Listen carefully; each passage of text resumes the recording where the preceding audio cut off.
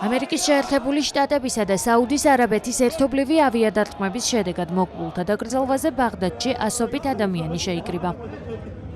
ერაყის უსაფრთხოების ძალების შემადგენლობაში მყოფი შიიტი გასამხედროებული დაჯგუფებების გაერთიანების სახალხო მობილიზაციის ძალების განცხადებით, თავდასხმის შედეგად დაჯგუფების 20 წევრი დაიღუპა და 32 დაშავდა.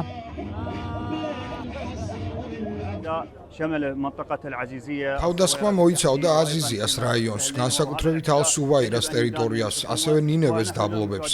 ეს თავდასხმა მთავრობის მხრიდან მკაცრად უნდა დაიგმოს. ჩვენ სახალხო მობილიზაციის ძალების შტაბთან ვარ და ერაყელი ხალხი ამ თავდასხმას გმობს. როგორც ხედავთ, დაკრძალვაზე მოსული არიან უხუცესები. ხალხი ერთი მხრივ დაღუპულთა პატივსაცემად, ხოლო მეორე მხრივ ამ აგრესიის დასაგმობად.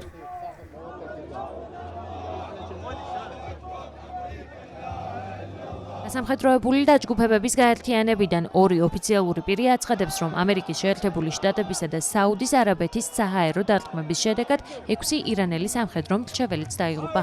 თუმცა ამ ეტაპზე უცნობია, შედიან თუ არა ისინი იმ დაღუპულ 20 კაცში, რომელთა შესახებაც გამოცხადდა. ოფიციალურმა პირებმა მოკლული ირანელების შესახებ კომენტარი ანონიმურობის პირობით გააკეთეს.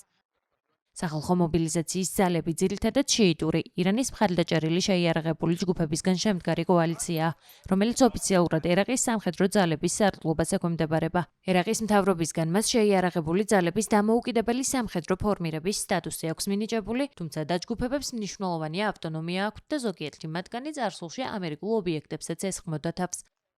საუდის არაბეთმა ერაყის გასამხედროებული დაჯგუფებები ნავთობის ობიექტებზე დრონებით თავდასხმაში დაადანაშაულა.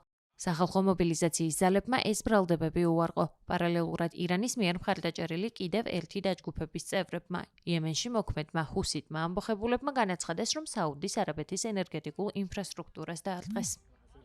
რამდენიმე დღის განმავლობაში შედარებითი სიმშვიდის შემდეგ სამხედრო დარტყმების ერთდროულად რამდენიმე მიმართულებით განახლებამ დაპირისპირების სრულმასშტაბიან ომში დაბრუნების რისკი გაზარდა.